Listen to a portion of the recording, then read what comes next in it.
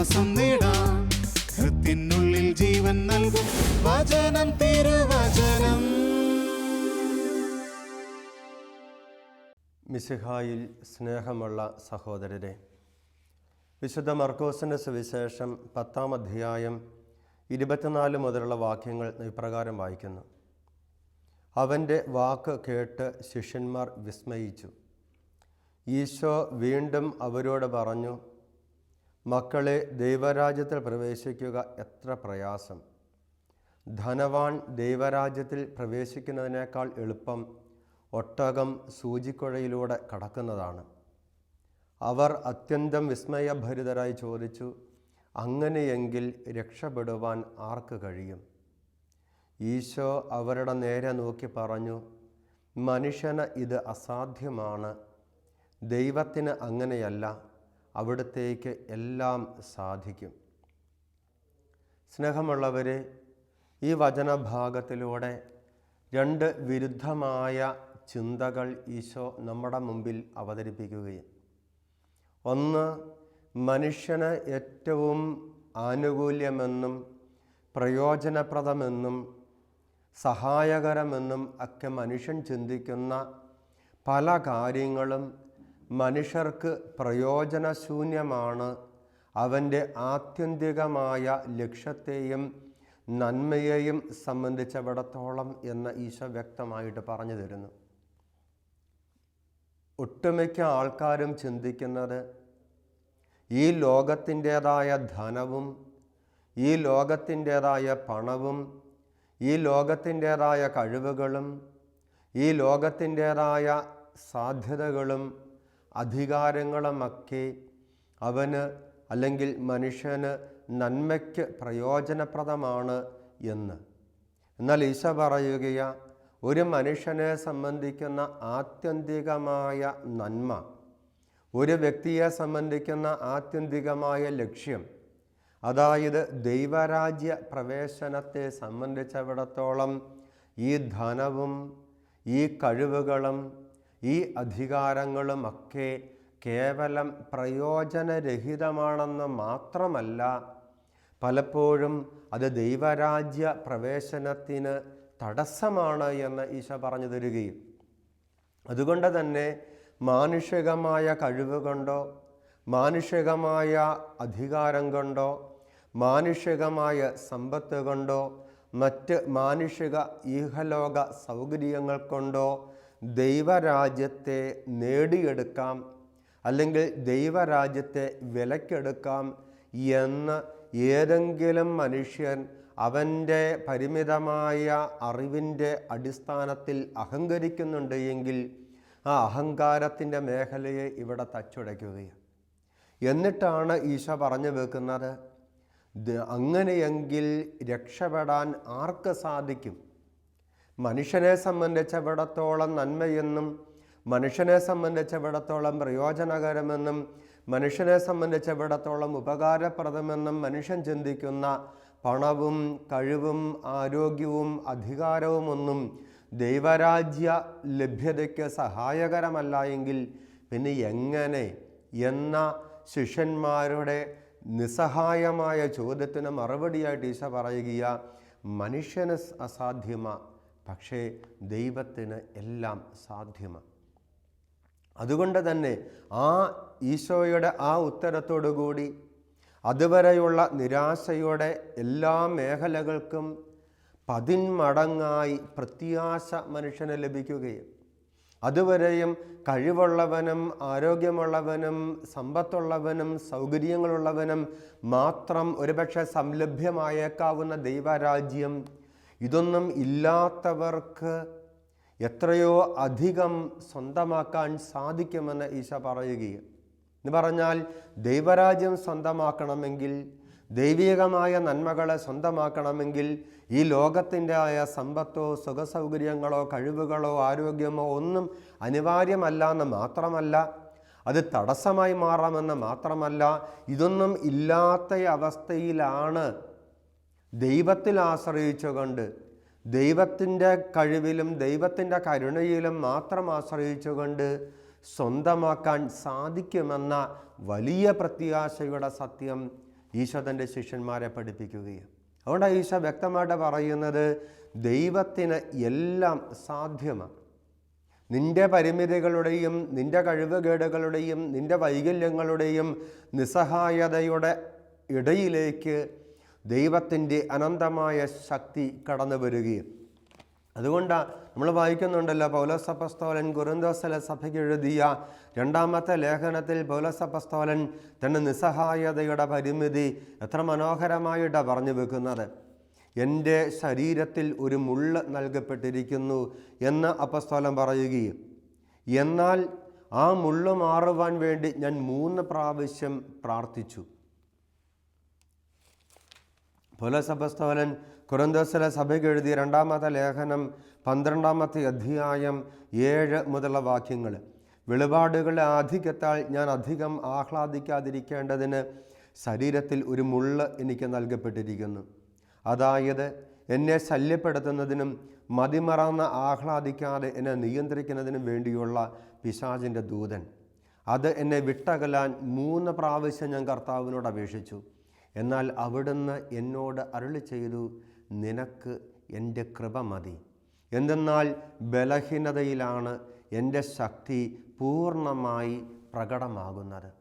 സ്നേഹമുള്ള സഹോദരരെ, പൗലോസ് അപ്പോസ്തലൻ അദ്ദേഹത്തിൻ്റെ മാനുഷികമായ പരിമിതമായ അറിവിൻ്റെ അടിസ്ഥാനത്തിൽ തൻ്റെ മാനുഷികമായ യോഗ്യതകൾ കൊണ്ടാണ് ദൈവരാജ്യം സ്വന്തമാക്കാൻ ഒരുപക്ഷെ സാധിക്കുക എന്ന വികലമായ ചിന്തയുടെ അടിസ്ഥാനത്തിൽ തൻ്റെ ജീവിതത്തിൻ്റെ ബലഹീനതകളെയും ബലഹീനമെന്ന് തോന്നിയേക്കാവുന്ന പരീക്ഷണങ്ങളെയും എല്ലാം അകറ്റുവാൻ വേണ്ടി ദൈവത്തോട് പ്രാർത്ഥിക്കുകയും 3 പ്രാവശ്യം പ്രാർത്ഥിച്ചുവെന്ന് അപ്പോസ്തലൻ പറയുമ്പോൾ ആ 3-ന് ബൈബിളിൻ്റെ പശ്ചാത്തലത്തിൽ പൂർണ്ണത എന്നൊരർത്ഥമുണ്ട്. തൻ്റെ ആത്മീയമായ സാധ്യതകളുടെ പരമാവധി അദ്ദേഹം പ്രാർത്ഥിച്ചു, പരിശ്രമിച്ചു, ഒരുപക്ഷെ ഒരുപാട് പ്രായശ്ചിത്തങ്ങളും ചെയ്തിട്ടുണ്ടാവാം. അങ്ങനെ ആത്മീയമായ പരിശ്രമത്തിൻ്റെ ഈ 3 തലങ്ങളെ സമന്വയിപ്പിച്ചുകൊണ്ട് ഈ പരിശ്രമത്തിൻ്റെ സമഗ്രതയിൽ അദ്ദേഹം ദൈവത്തോട് പ്രാർത്ഥിക്കുകയാ, ഈ മുള്ള് എന്നിൽ നിന്ന് അകറ്റപ്പെടണം, എൻ്റെ ഈ ബലഹീനത എന്നിൽ നിന്ന് നീക്കപ്പെടണം, ഈ പരീക്ഷണം എന്നിൽ നിന്ന് അകന്നു പോകണം. പക്ഷെ ദൈവത്തിൻ്റെ മറുപടി വ്യത്യാസമുണ്ട്. ദൈവം ആ പ്രാർത്ഥനയ്ക്ക് മറുപടി നൽകുന്നത് പരീക്ഷണത്തെ അകറ്റിക്കൊണ്ടല്ല, അല്ലെങ്കിൽ മുള്ള് എടുത്ത് മാറ്റിക്കൊണ്ടല്ല, ബലഹീനതയെ പരിഹരിച്ചുകൊണ്ടല്ല, പിന്നെയോ നിനക്ക് എൻ്റെ കൃപ മതി. കാരണം നിൻ്റെ ഈ ബലഹീനതയില നീ എൻ്റെ കൃപയിൽ അധികമായി ആശ്രയിക്കുക. നിൻ്റെ ഈ ബലഹീനതയില എൻ്റെ ശക്തിയിൽ നീ ആശ്രയിക്കുക. നിൻ്റെ ഈ ബലഹീനതയില എൻ്റെ കൃപ നിനക്ക് ഒരു അനിവാര്യമായി നിൻ്റെ വ്യക്തിപരമായ ചിന്തകളിൽ അനുഭവപ്പെടുക. സ്നേഹമുള്ള സഹോദരരെ, ഇത് ദൈവത്തിൻ്റെ വചനം നമുക്ക് നൽകുന്ന വ്യക്തമായ ഒരു സൂചനയും. വ്യക്തമായ സൂചന എന്ന് പറയുമ്പോൾ പലപ്പോഴും നമ്മുടെ ആത്മീയമായ തൻപോരിമകൾ, ഞാൻ മതിയായവനാണ്, എൻ്റെ പ്രാർത്ഥനയും എൻ്റെ പ്രായശ്ചിത്തവും എൻ്റെ പരിശ്രമങ്ങളുമൊക്കെ എനിക്ക് മതിയായതാ എന്ന് ചിന്തിക്കുന്ന പശ്ചാത്തലങ്ങളിൽ എൻ്റെ പ്രാർത്ഥന കൊണ്ടും എൻ്റെ പരിശ്രമങ്ങൾ കൊണ്ടും എൻ്റെ പ്രായശ്ചിത്തങ്ങൾ കൊണ്ടൊക്കെ വിശുദ്ധിയും ദൈവരാജ്യവുമൊക്കെ എനിക്ക് സ്വന്തമായി നേടിയെടുക്കാമെന്ന് ചിന്തിക്കുമ്പോൾ ഈശോ പറയുകയാ, നിൻ്റെ കഴിവോ നിൻ്റെ പ്രാർത്ഥനയോ നിൻ്റെ പരിശ്രമമോ പോലുമല്ല, പിന്നെയോ എൻ്റെ കൃപയാണ് നിനക്ക് ആവശ്യമായിരിക്കുന്നത്. അതുകൊണ്ടാണല്ലോ ധനികനായ ഒരു യുവാവ് ഈശോയെ സമീപിച്ച് ചോദിക്കുന്നുണ്ട്, നല്ലവനായ ഗുരു, നിത്യജീവൻ അവകാശമാക്കുവാൻ ഞാൻ എന്താ ചെയ്യേണ്ടത്? ഈ നല്ലവനായ ഗുരു എന്ന ചോദ്യത്തിൽ തന്നെ ഈശോ ഒരു അപര്യാപ്തത തിരിച്ചറിയുന്നുണ്ട്.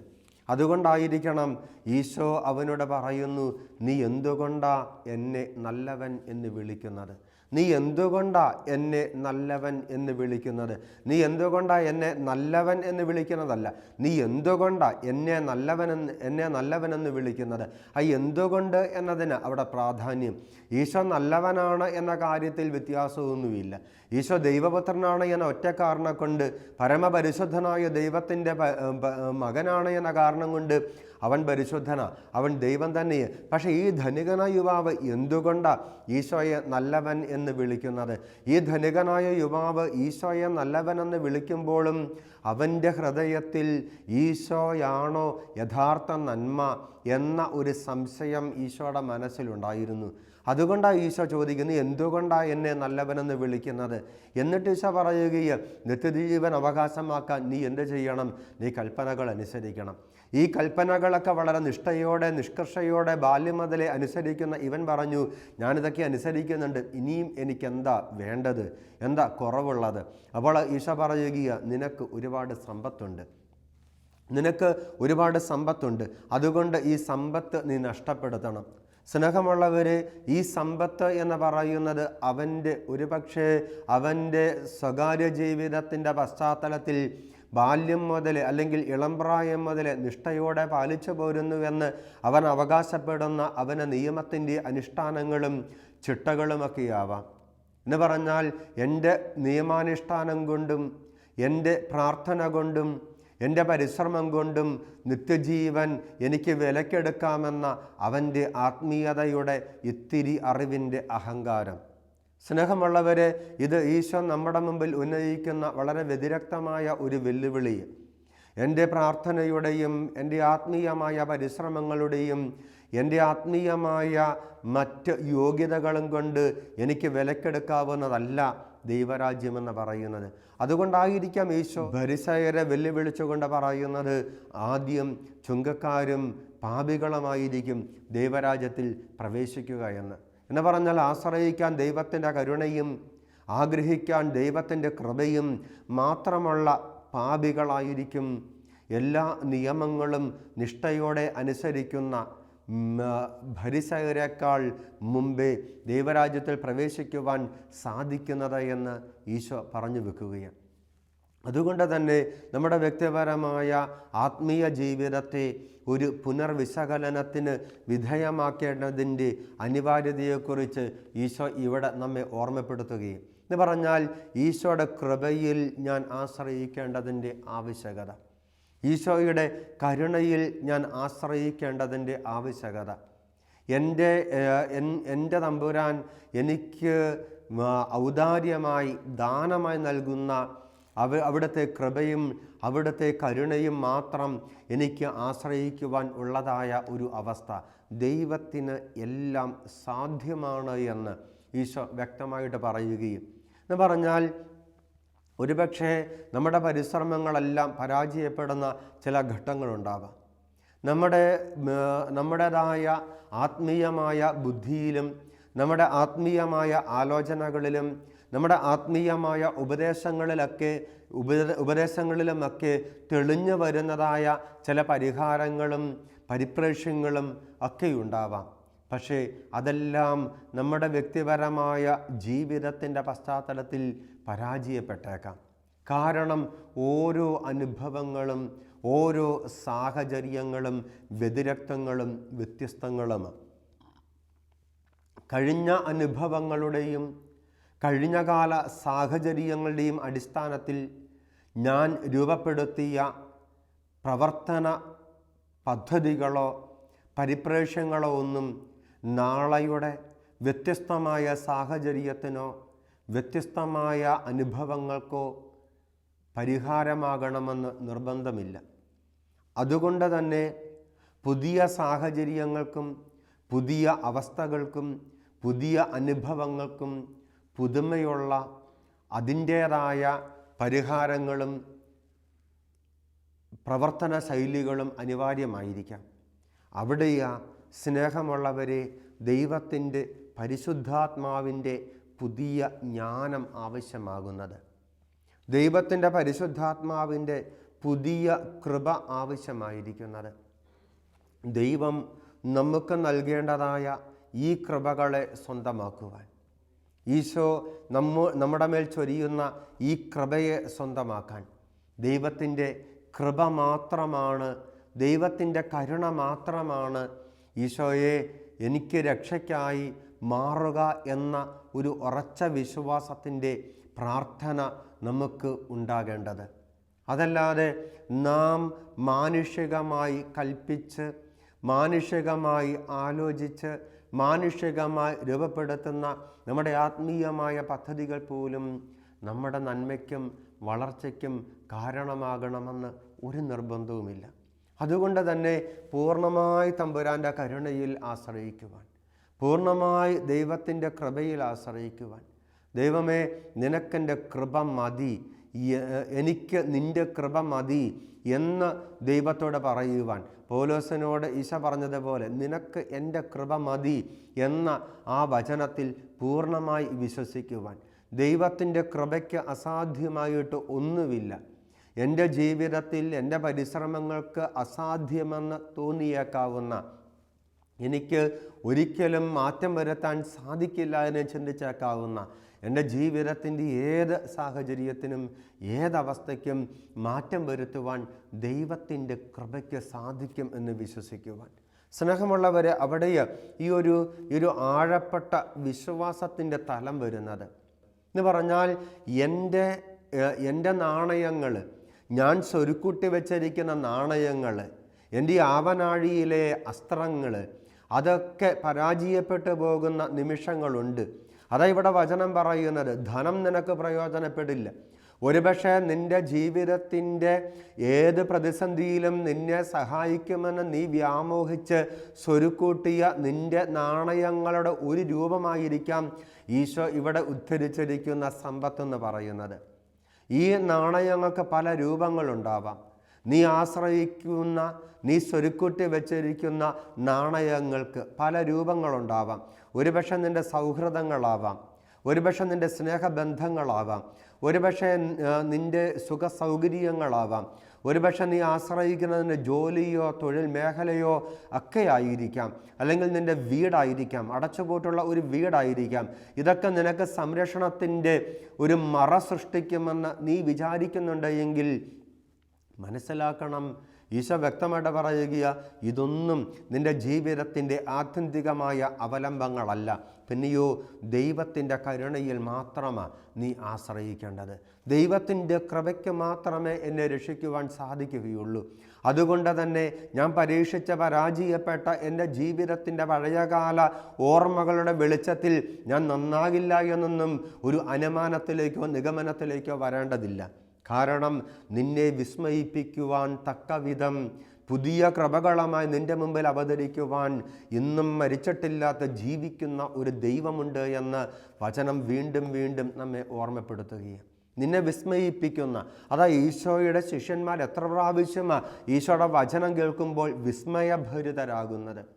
അവരുടെ ചിന്തകളെയും ചിന്താധാരകളെയുമൊക്കെ വളരെ വളരെ ഗഹനമായ രീതിയിൽ വെല്ലുവിളിക്കുന്ന ഈശോയുടെ വചനമാണ് നാം ഇവിടെ കണ്ടുമുട്ടുന്നത്. ഈശോയുടെ വചനത്തിന് ഈ ഒരു വിസ്മയിപ്പിക്കുവാൻ സാധിക്കുന്ന ഒരു ത്രാണിയുണ്ട്. നമ്മുടെ പല ചിന്തകളെയും പൊട്ടിച്ചെറിയുന്ന, നമ്മുടെ പല ബോധ്യങ്ങളെയും ശിഥിലമാക്കുന്ന, നമ്മുടെ പല കാഴ്ചപ്പാടുകളെയും അടിത്തറ തന്നെ ഇളക്കിക്കളയുന്ന തരത്തിലുള്ള മറ്റൊരു വിജ്ഞാനിക്കോ മറ്റൊരു മതപണ്ഡിതനോ മാനവ ചരിത്രത്തിലെ വേറെ ഏതെങ്കിലുമൊക്കെ അധ്യാപകർക്കോ ഉപദേശകർക്കോ ഒന്നും പ്രദാനം ചെയ്യാൻ സാധിക്കാത്ത വലിയ വിസ്മയിപ്പിക്കുന്ന പുതിയ ചിന്തകളുമായിട്ടാണ് ഈശോ കടന്നു വരുന്നത്. ഇത് തന്നെ ഏറ്റവും പാവപ്പെട്ടവനും ഏറ്റവും സാധാരണക്കാരനും ഏറ്റവും ബലഹീനനും ഏറ്റവും അധികം പ്രത്യാശ നൽകുന്ന വചനമായി ഇത്. എന്നാൽ തനിക്ക് താൻ മതിയായവനാണെന്നും തൻ്റെ സമ്പത്ത് തനിക്ക് സംരക്ഷണമായി മാറുമെന്നും ഈ ലോകത്തിൻ്റെ കഴിവുകളും സാധ്യതകളും ഒക്കെ പ്രയോജനപ്പെടുമെന്നും വിശ്വസിക്കുന്ന മാനുഷികമായ ഇത്തിരി നന്മകളിൽ അഹംഭാവം കൊള്ളുന്ന ഏതൊരു മനുഷ്യൻ്റെയും അഹംഭാവത്തിൻ്റെ മസ്തകത്തിൽ അടിക്കപ്പെടുന്ന കൂഢമായി കർത്താവിൻ്റെ വചനം ഇവിടെ മാറുകയും, വെറുതെയല്ല ജെറമിയായിലൂടെ വചനം പറഞ്ഞത്, എൻ്റെ വചനം അഗ്നിയല്ലേ പാറയെ തകർക്കുന്ന കൂടം പോലെയുമെന്ന്. ദൈവത്തിൻ്റെ വചനം വ്യക്തമായിട്ട് പറയുകയും നമ്മുടേതായ ഒരുപക്ഷേ നാം ചിന്തിച്ച് വെച്ചിരിക്കുന്നതായ, നാം കൽപ്പിച്ച് വെച്ചിരിക്കുന്നതായ നമ്മുടെ ചിന്തകളെല്ലാം ഒന്ന് മറിയേണ്ടതായിട്ടുണ്ട്. പൂർണ്ണമായും കർത്താവിൻ്റെ കരുണ, പൂർണ്ണമായും ദൈവത്തിൻ്റെ കൃപ, ഈ കർത്താവിൻ്റെ കരുണയ്ക്കും കൃപയ്ക്കും മാത്രമേ നിൻ്റെ ജീവിതത്തിൽ സ്ഥായിയായ നിലനിൽക്കുന്നതായ നന്മ കൊണ്ടുവരാൻ സാധിക്കൂ എന്ന് വചനം വ്യക്തമായിട്ട് പറഞ്ഞു തരികയും, ദൈവത്തിന് എല്ലാം സാധ്യമാണ്. ദൈവത്തിന് എല്ലാം സാധ്യമാണ്. ഒരുപക്ഷെ നിൻ്റെ ജീവിതത്തിൻ്റെ ഏത് പരിമിതി ആയിക്കൊള്ളട്ടെ, ഒരുപക്ഷെ നിൻ്റെ ജീവിതത്തിൽ പലപ്പോഴും നാം ചിന്തിക്കുന്നത് പ്രാർത്ഥിക്കുമ്പോൾ ദൈവത്തിൻ്റെ കൃപ ലഭിക്കുമെന്ന്. പക്ഷെ സ്നേഹമുള്ള സഹോദരരെ, ചില സന്ദർഭങ്ങൾ പ്രാർത്ഥനാ ജീവിതത്തിൽ ആഴപ്പെടുവാനും വളരുവാനുമൊക്കെ ആഗ്രഹിക്കുന്ന ആത്മീയ ജീവനം നയിക്കുന്ന വ്യക്തികളോട് അടുത്ത് സംസാരിക്കുമ്പോൾ നമുക്ക് മനസ്സിലാക്കാൻ സാധിക്കും, പ്രാർത്ഥിക്കുവാൻ പോലും സാധിക്കാതെ പോകുന്ന, വൈകാരികമായും ആത്മീയമായും ബലഹീനമായി മാറുന്ന, അല്ലെങ്കിൽ ആത്മീയമായും വൈകാരികമായും ബന്ധനസ്ഥമായി മാറുന്ന എത്രയോ സാഹചര്യങ്ങൾ നമ്മുടെയൊക്കെ ജീവിതത്തിലുണ്ടാകാം. പ്രാർത്ഥിക്കുവാൻ പോലും സാധിക്കാതെ, ഹൃദയത്തെ ദൈവത്തിലേക്കൊന്ന് ഉയർത്തുവാൻ പോലും സാധിക്കാതെ, കണ്ണുകളെ കർത്താവിൻ്റെ പക്കലേക്കൊന്ന് ഉയർത്തുവാൻ പോലും സാധിക്കാതെ മനസ്സ് ഇടിഞ്ഞു പോകുന്ന, മനസ്സ് തകർന്നു പോകുന്ന, മനസ്സ് തളർന്നു പോകുന്ന, ഹൃദയം ആകെ ഇരുണ്ടു പോകുന്ന എത്രയോ സന്ദർഭങ്ങൾ നാം തിരിച്ചറിയണം.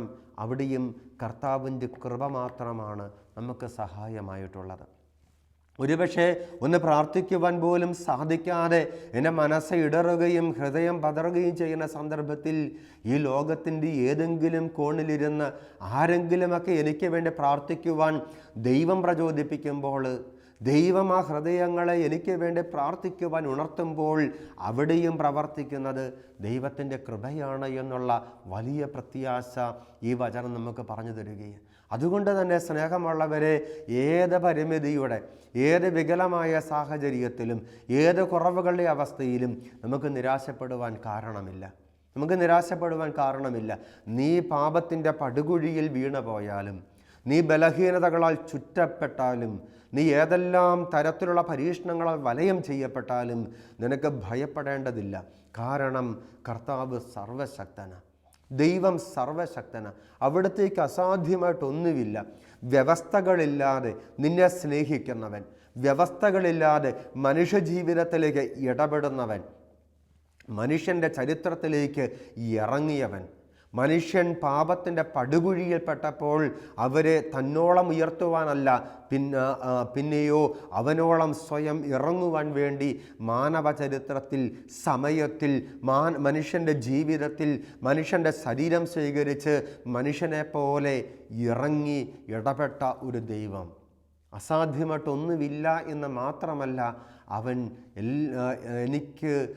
നമുക്ക് എല്ലാ നന്മയും നൽകുവാൻ മനസ്സുള്ളവനാ. അതുകൊണ്ട് തന്നെ സ്നേഹമുള്ളവരെ, നമുക്ക് പ്രത്യാശയോടെ ദൈവത്തെ നോക്കാം. അതുകൊണ്ട് ഹെബ്രായ ലേഖകൻ എത്ര മനോഹരമായിട്ടാണ് നമുക്ക് ഈ ഒരു വലിയ സന്ദേശം പകർന്നു തരുന്നത്.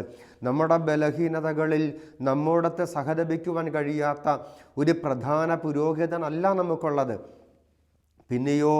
പിന്നെയോ ഒരിക്കലും പാപം ചെയ്തിട്ടില്ല എങ്കിലും എല്ലാ കാര്യങ്ങളിലും നമ്മെപ്പോലെ തന്നെ പരീക്ഷിക്കപ്പെട്ടവനാവൻ. അതിനാൽ വേണ്ട സമയത്ത് കരുണയും കൃപാവരവും ലഭിക്കുന്നതിനായി നമുക്ക് പ്രത്യാശയോടെ കൃപാവരത്തിൻ്റെ സിംഹാസനത്തെ സമീപിക്കാം. ഈ കൃപാവരത്തിൻ്റെ സിംഹാസനത്തെ നമുക്ക് സമീപിക്കാം, പ്രത്യാശയോടെ സമീപിക്കാം. കാരണം ഒരിക്കലും പാപം ചെയ്തിട്ടില്ല എങ്കിലും എന്നെപ്പോലെ എല്ലാ തരത്തിലും, ഒരുപക്ഷെ എന്നേക്കാൾ അധികം എല്ലാ തരത്തിലും പരീക്ഷിക്കപ്പെട്ടവനായ ഒരു പ്രധാന പുരോഹിതൻ നമുക്കുണ്ട്. നല്ല തമ്പുരാൻ ഈശോ അത്തരത്തിൽ നമുക്ക് വേണ്ടി മനുഷ്യനായി മാറിയവന്, മാനവചരിത്രത്തിൽ മനുഷ്യാവതാരം ചെയ്തവന്, മനുഷ്യനെ പോലെ ജീവിച്ചവന്, മനുഷ്യനെ പോലെ മരിച്ചവന്. അതുകൊണ്ട് തന്നെ അവൻ്റെ കൃപയെ നമുക്ക് സ്വന്തമാക്കാം. ആ കൃപയാണ് എന്നെ വിശുദ്ധീകരിക്കുന്നത്, ആ കൃപയാണ് എനിക്ക് സ്വർഗം സംലഭ്യമാക്കുന്നത്, ആ കൃപ മാത്രമാണ് എനിക്ക് അച്ചാരമായിട്ടുള്ളത്, എനിക്ക് ആശ്രയിക്കാനുള്ളത്. ആ കൃപ നമ്മുടെ പ്രത്യാശയുടെ അടിസ്ഥാനമാണ്. സ്നേഹമുള്ളവരെ, ഈ കൃപാവരത്തിൻ്റെ സിംഹാസനമായി ഈശോ നമ്മുടെ ജീവിതങ്ങളെ കൃപകൾ കൊണ്ട് നിറയ്ക്കട്ടെ. ദൈവം നമ്മെ അനുഗ്രഹിക്കട്ടെ. ആമേൻ.